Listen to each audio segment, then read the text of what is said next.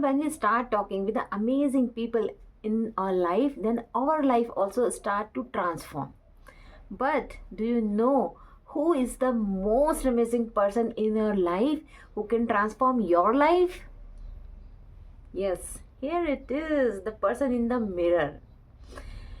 You are the most important person in your life who can transform your life. क्योंकि friends, हम चाहे कितना भी ज्ञान ले लें, चाहे कितनी भी नॉलेज इकट्ठी कर लें, चाहे कुछ भी कर लें, but if we don't focus on the person, है ना, what we are in our life for ourselves, this is the most important thing. If we are not compassionate with ourselves, we cannot transform our life.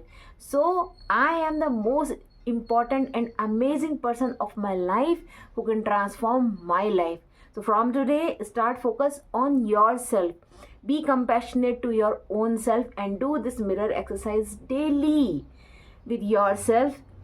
Talk to yourself. Talk to this amazing person of your life who is most important for yourself, who has the power to transform your life.